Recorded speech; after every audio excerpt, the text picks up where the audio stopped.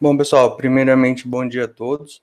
Vou fazer uma breve apresentação, como eu sou novo aqui com vocês, né? Todo mundo que me conhece já. Meu nome é Guilherme Campanês, tenho 25 anos, sou engenheiro de software graduado pela UTFPR, me graduei junto com o Anilton no ano passado, e hoje eu vou fazer essa apresentação de introdução ao Power BI.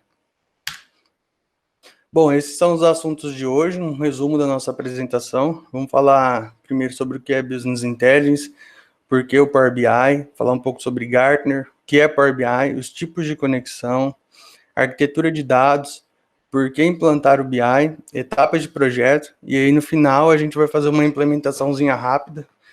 Já deixei tudo preparado para a gente chegar até lá.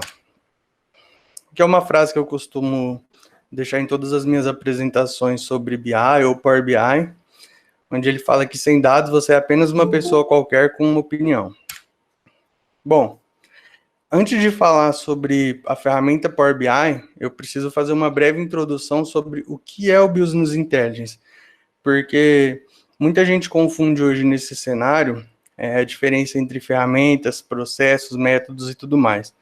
Então, o que é o Business Intelligence? O Business Intelligence é o processo onde a gente é capaz de conseguir juntar todos esses dados vindo de diversas fontes, desde planilhas do Excel até bancos de dados, APIs e tudo mais, e conseguir extrair algum tipo de valor, gerar uma informação que é onde eu costumo dizer que é encurtar o tempo entre o surgimento do problema e a solução do mesmo problema.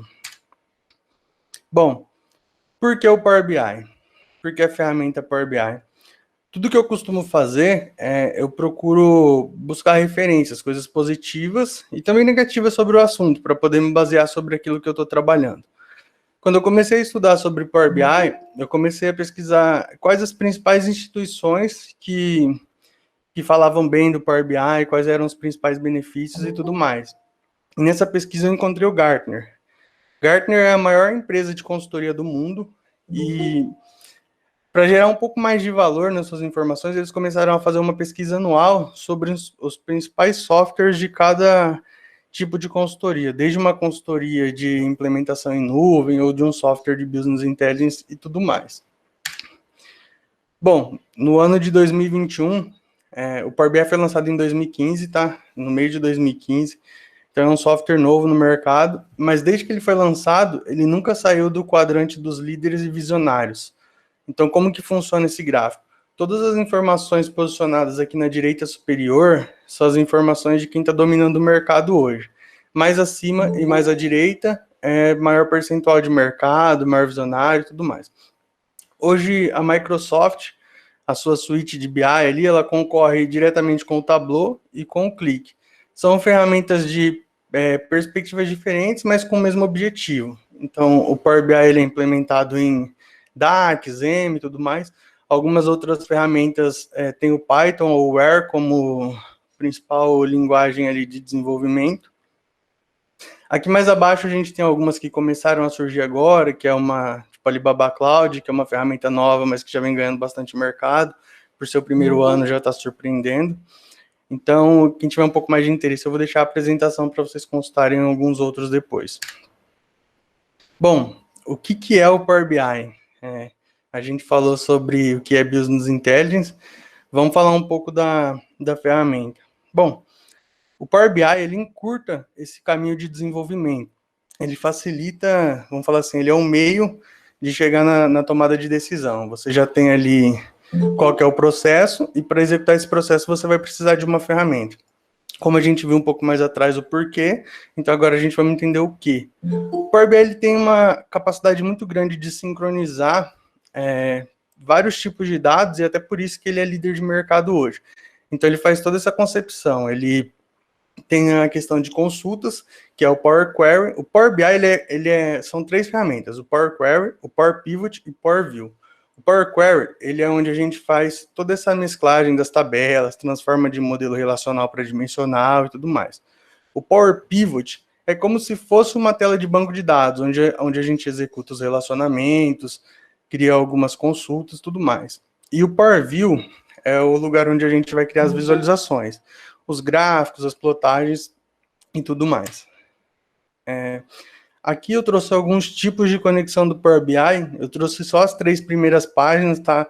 São muitas, são mais de 200 conexões. Trouxe algumas aqui que a maioria do pessoal já está familiarizado. E na hora que a gente entrar dentro do Power BI, eu vou dar um scroll ali para vocês verem quais são as possibilidades.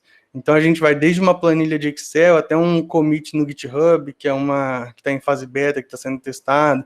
A gente tem toda a plataforma Azure, a gente tem conexões com a API. Então são muitos tipos de conexão. Bom, falando um pouco de arquitetura, né? A gente pode implementar uma arquitetura com Power BI desde uma arquitetura complexa, que é essa arquitetura que envolve toda a parte de Azure. Poderia ser a AWS sem nenhum problema, tá? É que a Azure já faz parte da suite Microsoft. Então eu trouxe aqui um pouco dos processos, como que funciona.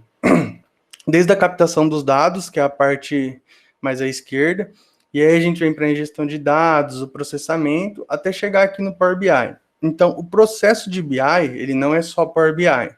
Ele tem toda uma arquitetura por trás disso. A gente precisa fazer um entendimento do modelo de negócio ali, do que a gente vai estruturar, para ver qual é a melhor arquitetura. Essa arquitetura seria o cenário perfeito, mas para um volume de bilhões de dados. Estamos falando de Big Data, por exemplo. Então, na maioria dos casos, o que a gente vai encontrar é uma arquitetura mais parecida com essa, onde a gente sai de um sistema transacional, um OLTP, e aí a gente vai para um Data Warehouse. Tem a parte de análise, que é de inteligência artificial, que se precisar ser utilizada no modelo, pode ser feita pela parte de análise do Azure. E aí depois a gente tem a parte de reporting, que é a parte do Power BI em si. Essa é uma arquitetura muito comum, é o que a gente costuma usar na maioria dos projetos. Essas 3 primeiras etapas, elas necessitam de um processo de ETL, que é a extração, transformação e load de carregamento, que é onde a gente faz toda a limpeza de dados e modelagem. Aqui embaixo eu trouxe uma imagem de um banco de dados OLTP, é um banco de dados transacional, então dá para perceber que ele é muito bem estruturado para a gravação de dados, ou seja, depois que você colocou um dado ali, ele vai percorrer um certo caminho, só que ele vai ser muito custoso para um tipo de consulta, para fazer um tipo de select, por exemplo, que é como são feitas as consultas, tanto dentro do Power BI, como dentro do banco de dados. Para resolver isso, foi criada uma nova arquitetura, que é onde a gente vem para o Data Warehouse. Aqui no Data Warehouse, a gente tem um modelo Star Schema. Como que funciona o modelo Star Schema? Ele possui tabelas fato, que geralmente são a transação, igual aqui a despesa, e tabelas dimensão, que são todas as outras em voltas. Ou seja, o que dimensiona esse fato. Então, aqui a gente não tem herança, tá? Se a gente tiver herança aqui, pode existir heranças, mas aí se tornaria um modelo Snowflake e ele não performa tão bem dentro de um modelo de BI. Ele ainda performa melhor do que um modelo OLTP, mas o modelo ideal é o modelo OLAP, que é Online Analysis Processing. Esse é o que a gente usa dentro do Power BI. Aí, o que gera uma certa pergunta, né? Pô, mas o volume de dados vai ficar muito maior, a gente vai ter muito mais colunas em alguns casos, muito mais linhas também, só que a nossa ideia aqui é que a consulta percorra o menor caminho possível, ou seja, qualquer tipo de consulta aqui, ele está percorrendo apenas um nó. Então, isso é muito melhor para a parte de consulta, porém é extremamente inviável para fazer uma gravação de dados. Então, existem modelos de dados para cada tipo de cenário, tanto para gravação como para consultas. Bom, por que implantar o BI? É uma pergunta muito chave, tá? Acredito que todo mundo viu que a gente acabou de receber um aporte de 14 milhões, então é um momento muito, muito importante, onde a gente precisa olhar qual o nosso cenário, onde a gente quer estar e quais são os caminhos que a gente vai traçar até lá. Eu trouxe aqui alguns benefícios, um deles é o aumento de competitividade. Bom, utilizando a ferramenta você consegue ter ali todos os seus valores, despesas, qual que é o seu percentual de faturamento, onde você precisa melhorar, onde você já está muito bem e dá para ter um pouco mais de atenção em outras partes. Trouxe também o Low Risk, High Reward, que é onde a gente fala que com o BI você tem um baixo risco e uma alta recompensa, porque a sua gestão de riscos ela se torna muito efetiva. Por exemplo, todas as informações ali elas estão alocadas num single source of truth, ou seja, a gente tem uma única fonte de verdade ali. Então, todos os dados da empresa eles estão centralizados e dá para ter uma confiança ao acessar um dashboard. Também tem a cultura data-driven, que é fazer com que a tomada de decisão seja sempre baseada em dados, sempre. Ah, preciso fazer um investimento. Bom, vamos dar uma olhada aqui no nosso projeto de BI, ver como que a gente pode angariar mais fundos ou na onde a gente vai ganhar com esse investimento e tudo mais. Aqui eu trouxe um pouco das etapas do projeto, deixei bem descrito para vocês. Eu vou explicar uma a uma de uma forma bem sucinta aqui. A primeira etapa, quando a gente implementa primeiramente BI internamente na Lube e a gente tem clientes também. Então, a primeira etapa do desenvolvimento aqui é onde a gente faz o conhecimento do modelo de negócio. O que é esse conhecimento do modelo de negócio? É uma análise exploratória onde a gente se adentra às bases de dados do cliente e faz uma análise para ver quais os dados ali que vão para cada tipo de KPI, qual indicador e tudo mais. A gente, vamos falar assim, é como se fosse um pré-projeto, aí na parte de desenvolvimento de aplicativos, de sites e tudo mais. A gente vê se o cliente está preparado ou se a gente tem que fazer algum tipo de processo ali para preparar a base de dados dele, qual é a melhor arquitetura que a gente vai estar utilizando. E depois dessa etapa, a gente vai para um alinhamento de expectativas, que é onde a gente vem com esse feedback para o cliente, explica para ele, ou para o nosso stakeholder também, como a gente tem alguns projetos internos, explica quais são as condições, o que a gente vai fazer para atingir aquele objetivo. O cliente muitas vezes concorda ou não concorda, a gente discute algumas coisas sempre para chegar no melhor posicionamento. Bom, depois a gente tem a parte de ETL, né, que é a extração, estruturação e limpeza, é onde a gente faz a extração dos dados, a gente faz a limpeza dos dados e modela eles. Traz eles do modelo transacional para um modelo dimensional, igual a gente viu ali atrás. E assim, vai ficar muito mais performático dentro do Power BI. Quando eu digo mais performático, eu digo que talvez no modelo relacional você não consiga obter os mesmos resultados em consultas na mesma velocidade.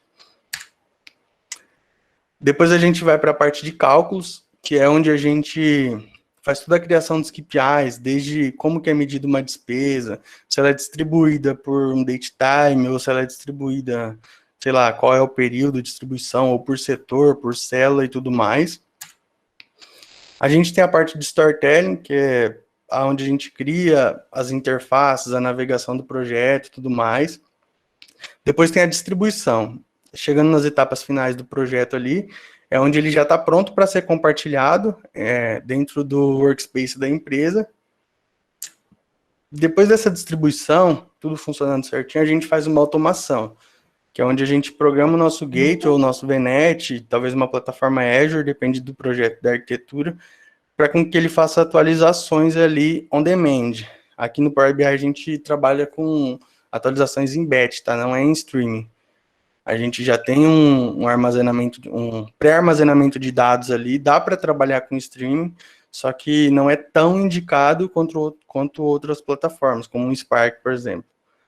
Bom, depois de tudo isso, a gente tem uma entrega e capacitação, que é onde a gente explica para o nosso cliente quais foram, como a gente chegou naquele resultado, como que ele vai fazer para aproveitar da melhor forma possível o projeto de BI e tudo mais ali. Aqui eu agradeço a atenção de vocês, nessa parte que eu expliquei um pouco mais da estrutura ali para a gente ir para o desenvolvimento. A ideia de hoje é a gente chegar nesse dashboard. Eu pulei algumas etapas aqui, então eu já fiz toda a parte de ETL, já deixei tudo certinho. A parte do background também já deixei criado. Então, praticamente, a gente vai criar 4 medidas e distribuí-las pela tela, obtendo ali um resultado em cima disso daqui. Bom, como eu disse para vocês, a ferramenta Power BI ela é bem completa. Então, a primeira etapa, quando a gente vem para cá, seria a obtenção de dados. Aqui a gente tem todos os tipos de conectores, como eu mostrei lá para vocês. A gente tem desde um Excel aqui e, cara, são muitas conexões. Tem conexões aqui que a gente nem imagina. E tem conexões que não está aqui, por exemplo, vou dar um exemplo do Conta Azul, mas a gente consegue conectar via uma API e por aí vai. Ou eu já fiz alguns trabalhos também com XML. Espero que dê tempo no final de mostrar um trabalho para vocês que foi bem complexo. A gente teve um resultado bem positivo. Bom, como eu já fiz essa parte de obtenção de dados, eu vou só mostrar para vocês como que ela foi criada aqui. Eu tenho uma planilha de Excel. Aqui eu já fiz toda a limpeza de dados. Eu nomeei ela como despesas. E esse aqui é o Power Query, é onde a gente faz toda a obtenção de dados, a limpeza e tudo mais. Bom, depois de fazer essa obtenção de dados, a gente vem aqui para o Power Pivot, que é onde a gente cria os relacionamentos. Esse projeto, por ser um projeto simples, a gente ter pouco tempo de implementação, ele conta apenas com uma tabela direto do Excel e mais uma tabela que ela foi criada em DAX, que é a linguagem que a gente utiliza aqui, o Data Analysis Expressions. Eu simplesmente criei uma inteligência de tempo aqui, na data de 2020, do mês 1 até o mês 12, primeiro dia até o último dia, porque esse relatório de despesas, ele só é para esse ano, ele foi uma coisa pontual, para o ano de 2020. Se fosse algum outro projeto que a gente ia ter vamos falar assim, todo ano ia ter uma incrementação de dados aqui. Tem como fazer isso de forma automática, tá? É um pouquinho mais custoso, então para esse projeto eu optei pelo simples. Bom, aqui na primeira etapa de desenvolvimento, a gente conta com, aqui no nosso lado direito, um pouco diferente do que vocês estão acostumados, que geralmente é aqui no lado esquerdo, né? Aqui a gente tem as nossas tabelas, alguns visuais e os filtros que vão ser aplicados. Bom, primeiro momento aqui, eu vou criar uma pasta para a gente organizar as nossas medidas-chave. Deixa eu colocar um underline aqui, porque é palavra restrita. Bom, criei aqui uma pastinha, ele já veio para cá, pode ver que a gente só tem uma coluna aqui, mas ela ainda está em branco. Bom, nosso primeiro passo aqui vai ser criar uma nova medida. Sempre que eu vou criar um cálculo no Power BI, botão direito aqui em cima do Key Measures, e aí a gente começa a criar os nossos cálculos. A primeira medida que eu vou criar aqui, deixa eu ver como que eu estruturei, vai ser o nosso valor real. Como a gente está tratando de uma tabela de despesas, eu vou contextualizar para vocês, para ficar mais fácil esse desenvolvimento. Um gestor de uma grande empresa pediu para que todos os gerentes tivessem um relatório dos setores que são responsáveis. É um relatório de despesas e com um percentual de economia. Por exemplo, eles têm um total planejado e um total que foi executado. E a diferença de um e outros torna a economia em valor e a economia em percentual. Dentro disso, ele quer enxergar por setor, por mês do ano e por categoria. Então, vamos tentar criar isso aqui da melhor forma possível. Bom, vamos lá. Primeira medida vai ser o valor real. O valor real aqui, eu vou utilizar o contexto de filtro, então a gente vem para um calculate. Depois do calculate, eu vou fazer uma soma no eixo X. E a gente vai pegar ali despesas, que é a tabela. E dentro de despesas, a gente vem para a tabela de despesas também. E vem para o real.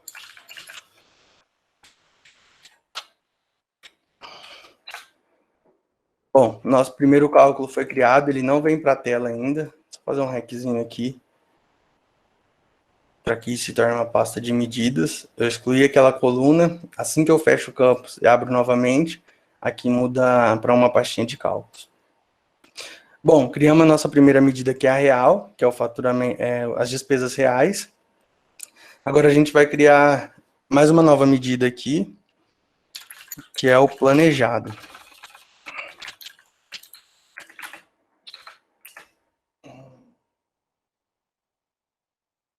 Mesma coisa, a gente vai dar um calculate, SAEX, despesas.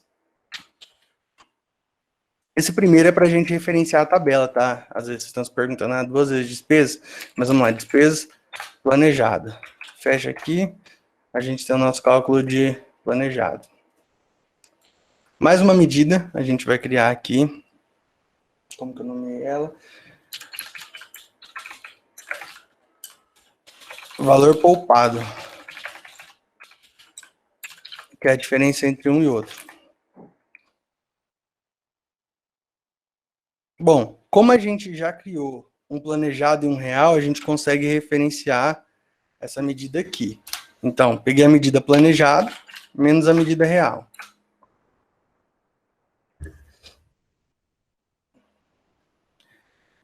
Aí a gente vai para a nossa última medida. Eu vou criar ela com um erro agora de propósito, para depois a gente tratar ela.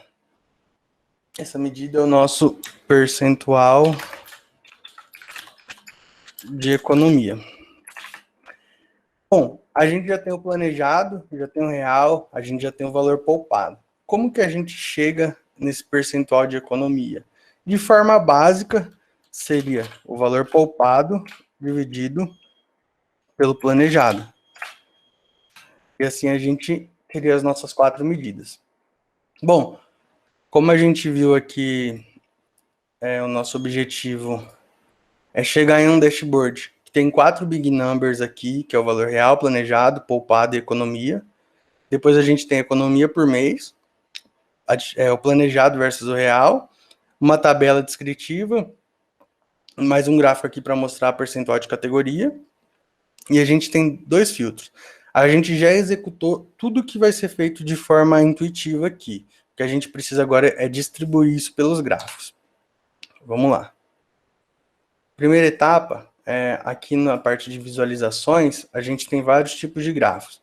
Eu vou começar com um gráfico de linha, aqui, onde a gente vai ter o percentual de economia. E na nossa tabela de calendário, eu vou pegar o mês e vou pegar o número do mês. Eu já fiz algumas preparações aqui, como eu estou trabalhando em fundo escuro, eu tiro essa tela de fundo e ele já traz essa informação para a gente. Percebe que aqui ficou de dezembro, ficou uma ordem um pouco estranha. Então, a gente vai classificar por ordem crescente e classificar por número do mês. Por isso que eu trouxe o número do mês para cá. Bom, criamos nosso primeiro gráfico aqui, mas eu ainda não consigo ver todas as informações. Eu vou ativar o rótulo de dados, onde ele vai trazer para mim esse percentual. Poxa, mas dá para trazer isso em percentual mesmo? Dá. A gente vem aqui para a medida, transforma ela em uma medida percentual, e aqui ele vai trazer para a gente como que foi o desempenho ao longo do ano. Bom, não vamos nos preocupar muito com o visual agora. A nossa próxima etapa é criar, cadê o gráfico? Um gráfico de colunas clusterizadas, onde a nossa ideia aqui é pegar o valor real e o valor planejado, colocar eles por mês, e número do mês vem aqui para baixo para a gente fazer o mesmo esqueminha. Bom, tiro a tela de fundo aqui, a gente já tem alguma informação, mas eu ainda quero ver essas informações através dos rótulos de dados. Ativo aqui meus rótulos de dados, ficou um pouco confuso ainda no começo, mas a gente vai melhorar isso na hora que a gente for dar um tapa nesse visual. Bom, próxima etapa que a gente tem aqui, deixa eu voltar, eu venho aqui, pego a parte de tabela mesmo, como se fosse uma tabela de Excel, dimensiono ela. O que eu vou querer aqui nessa tabela de Excel? Bom, a primeira informação das despesas que eu vou querer aqui é a classe de custo. Eu vou alterar o estilo aqui, vou deixar para nenhum, tirar a tela de fundo. A gente já tem aqui quais são as nossas classes de custo. Depois da classe de custo, eu quero ver o valor planejado e eu quero ver o valor real. Depois de ver o planejado e real, eu quero ver o meu valor poupado, quero ver o meu percentual de economia. Bom, aqui a gente chegou no percentual de economia de 5,17% por enquanto, a gente ainda tem um errinho para tratar que eu disse lá atrás. Em tese, os nossos 3 primeiros gráficos estão criados aqui, agora a gente vai para os nossos big numbers. Só recapitulando aqui, quais são os nossos big numbers? É onde a gente consegue mostrar ali para o nosso gestor bater o olho, ele entender que as informações mais importantes, elas já estão dispostas na parte superior, que é onde a pessoa bate o olho primeiro. É superior esquerda, vindo para a direita, ele traça um Z praticamente na tela sobre as informações. Ele vem seguindo essa região aqui. Então, aqui em cima são as principais informações, depois ele pode ter acesso a elas com mais detalhe ou com algum tipo de filtro aplicado. Bom, vamos lá. Para trazer esse indicador, eu vou pegar um cartão. Nesse cartão, a primeira coisa que eu quero é o valor real. Opa, ficou tudo branco ali. Mesma coisa, a gente vem aqui e remove a tela de fundo. Essa fonte está um pouco grande para mim. Eu quero ela ali por volta dos 23.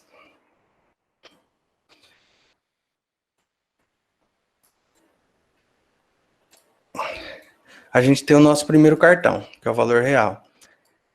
O que eu sempre falo é sempre que você for ter algum tipo de informação que vai ser replicável, já deixa ela no formato correto, dá um Ctrl+C, Ctrl+V, copiei ela para cá. Bom, depois do real, o que eu vou querer aqui? Eu vou querer o planejado.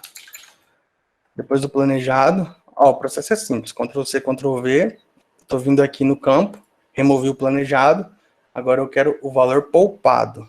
Opa, tenho aqui meu valor poupado, Ctrl+C, Ctrl+V, tiro o valor poupado, agora eu quero meu percentual de economia.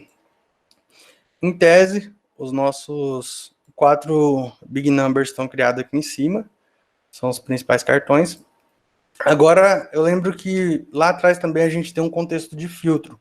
O nosso gestor pediu para que ele pudesse ver essas informações de forma filtrada, por setor, por período e tudo mais. Então, vamos lá. Eu venho aqui na segmentação de dados, um clique em segmentação de dados, vou trazer ele para cá, mais ou menos visual, tá? Por enquanto a gente não está se preocupando com isso. E ele quer essa segmentação por classe de custo. Removi a tela de fundo. Eu vou remover a informação e fazer de novo aqui. Ó, eu tenho tudo fechado. Abri a minha tabela de despesas. Clico no meu filtro, classe de custo.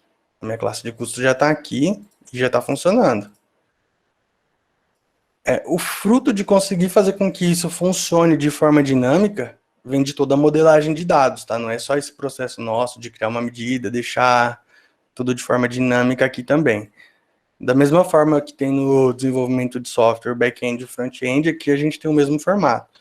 Vamos considerar que toda essa parte é o front-end, que a gente está fazendo agora, mas tem um back-end onde a gente tem que preparar esses dados para que eles possam ser consumidos da melhor maneira aqui. Bom, tenho mais um contexto de filtro. Vou copiar esse filtro, Ctrl+C, Ctrl+V, trouxe ele para cá. Vou tirar essa informação, que agora eu quero saber centro de custo. Bom, a gente tem aqui o centro de custo da parte de engenharia de dados e a parte de engenharia de software. Eles já estão filtrando aqui.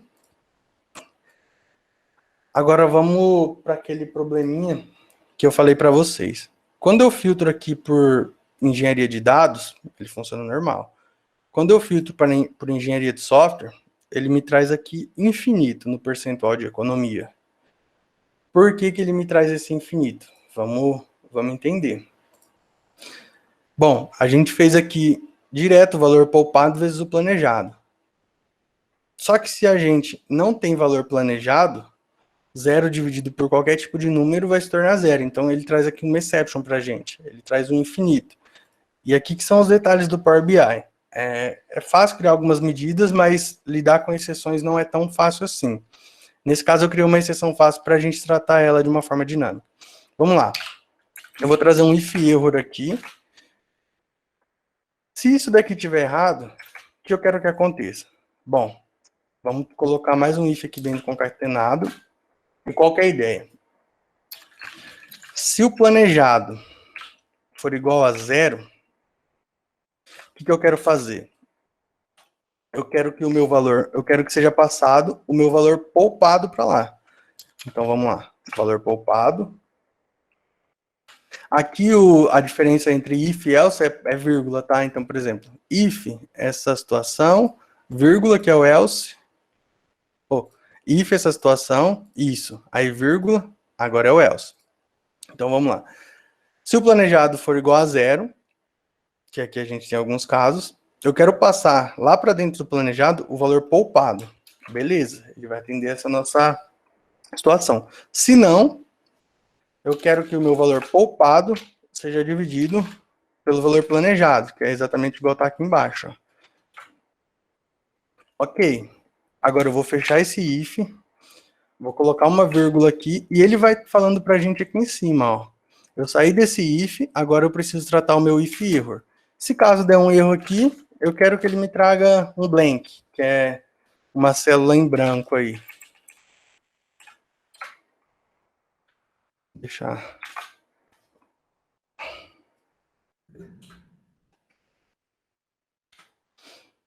Vamos ver se ele vai corrigir esse nosso problema. Ó, ele corrigiu, ele trouxe um percentual gigantesco aqui, mas quando a gente está lidando com zero, é isso mesmo. E essa diferença ela vai ser vista depois, porque aqui é o percentual real. É esse percentual em cima do valor que a gente está tratando. Por mais que ele seja gigantesco, ele é um pouco irrelevante quando a gente está falando de 4 milhões e 9 milhões, e aí vem aqui para 158 mil, que é o valor máximo. Então ele se torna um valor pequeno aqui. Bom, fizemos essa etapa. Até aqui está tudo funcionando certinho. Então, a primeira imagem que a gente tem na nossa cabeça aqui é que está pronto, está funcionando, a gente já consegue navegar, já consegue obter alguns insights. Ó. Dá para perceber que o setor de dados, ele gastou o dobro do que estava previsto ali, depois a gente vai entender o porquê disso. Já o setor de software, ele economizou 37%, que dá um valor de 8 milhões.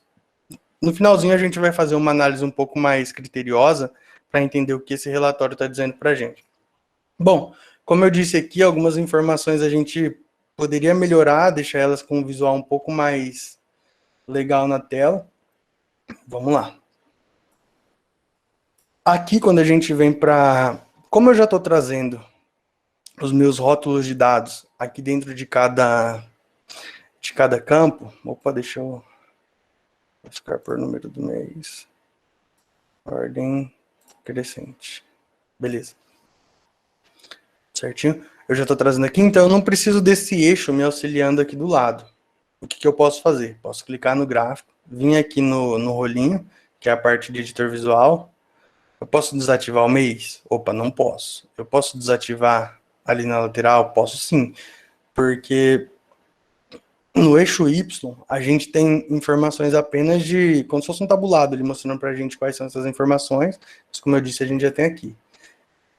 E eu venho aqui, desativo o título também, porque nesse momento a gente não vai precisar dele. Vem aqui na parte de legenda. Ah, essa legenda está um pouco feia, deslocada para lá. Opa.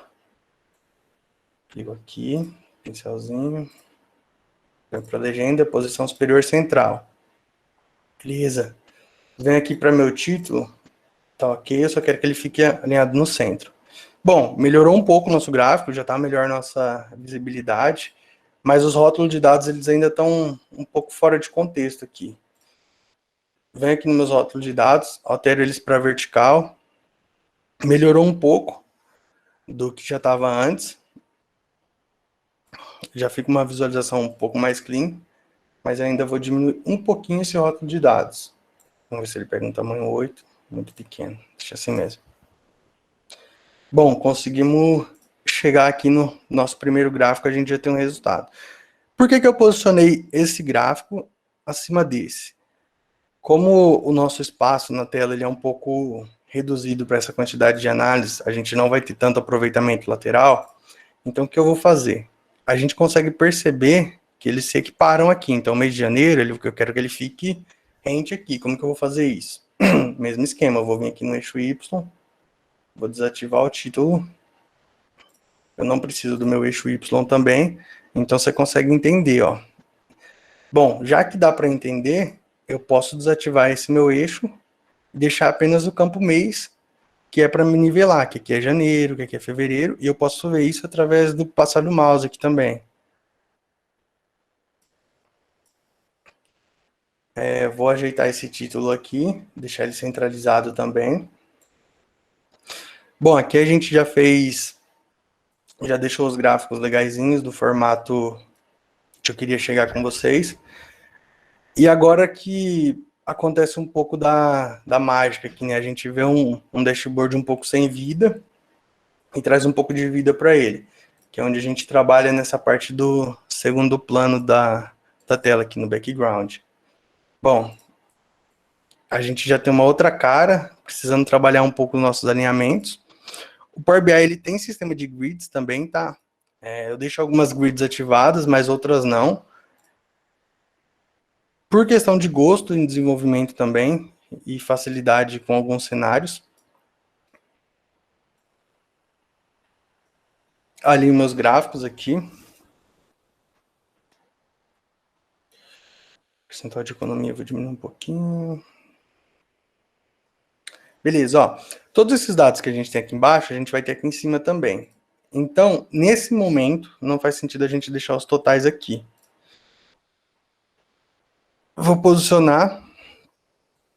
Porém, ficou um pouquinho grande aqui, né? O que eu posso fazer? Eu venho aqui nas minhas medidas. Eu acho que 2 casas depois da vírgula é muito. Então, eu vou deixar a casa depois da vírgula zerada. Para a gente trazer um dado direto aqui.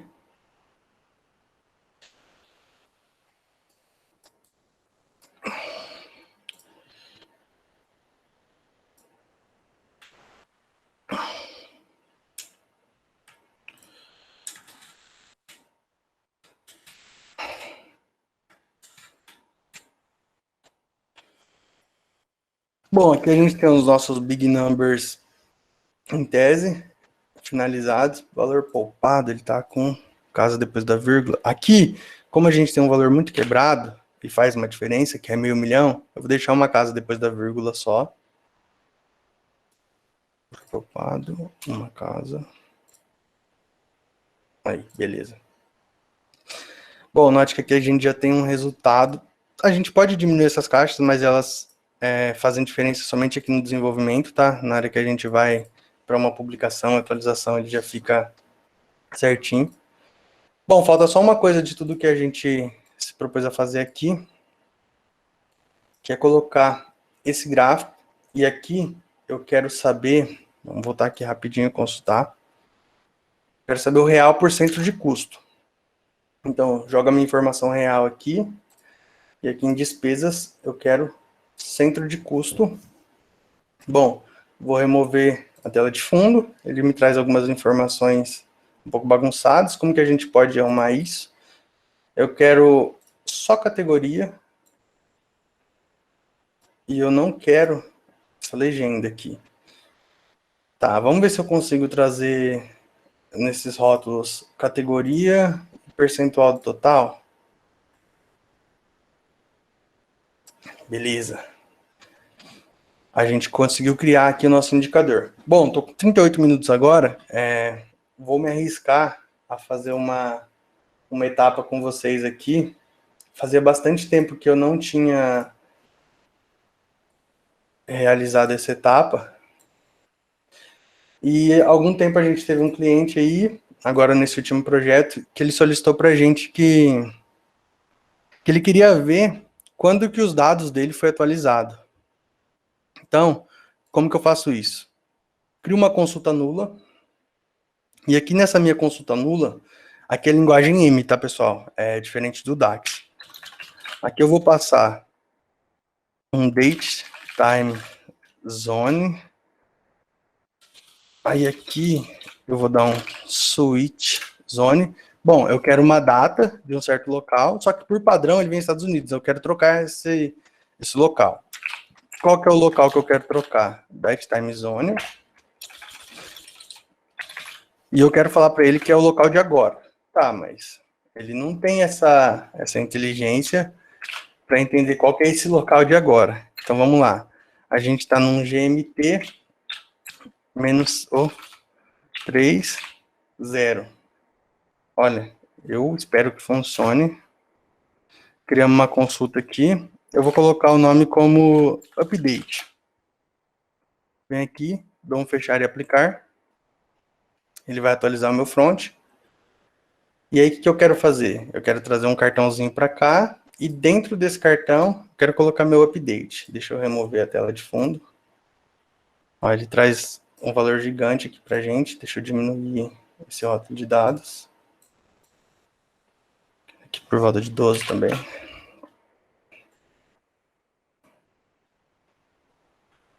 Bom, o nosso update mais recente foi dia 28/5, às 9h15. É para estar funcionando. A nossa interação entre os gráficos aqui, todos os filtros funcionam, a gente conseguiu criar. Deixa eu dar um salvar aqui. A gente consegue ver por categoria o que está acontecendo, consegue ver por centro de custo, qual foi essa variação. Todos os filtros eles são aplicados no geral, tá? E por clique também, eu poderia clicar aqui no mês de outubro e ver qual é a parcela, ou clicar aqui, eu quero ver só software, ou só software ou só dados. Então é tudo interativo, tudo de forma dinâmica aqui pra gente. Bom, 40 minutos eu vou publicar aqui, só para mostrar para vocês o ambiente de produção, e aí a gente vai para a parte de perguntas e respostas. Aqui são os workspaces que a gente tem na Lube, eu vou colocar ali dentro do projeto. Ele tem um tempinho aí de publicação, depende do volume de dados, mas é só a primeira vez. Agora eu vou abrir isso que a gente fez.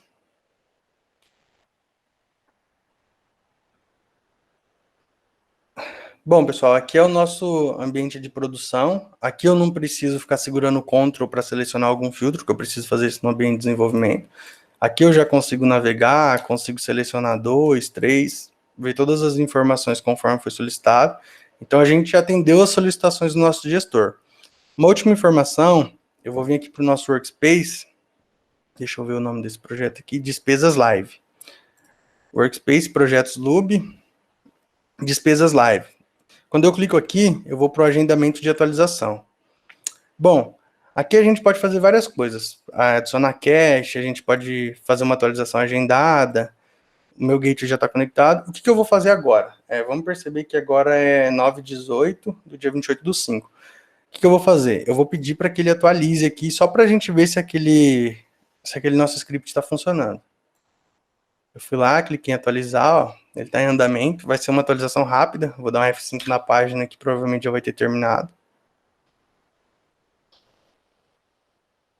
Ó, ele terminou, ele começou a atualização às 9h18. Beleza, vamos voltar lá para o nosso Workspace, Projetos Lube, Workshop Despesas Live. Tá aqui, pessoal. Então, sempre que ele fizer uma busca na nossa... Ele fizer uma atualização, isso daqui vai ser agendado, posso colocar 48 atualizações por dia, ele vai trazer para a gente qual que foi o horário da nossa última atualização. Bom, dessa parte aqui introdutória, criação um pouquinho de conteúdo, a gente encerra aqui.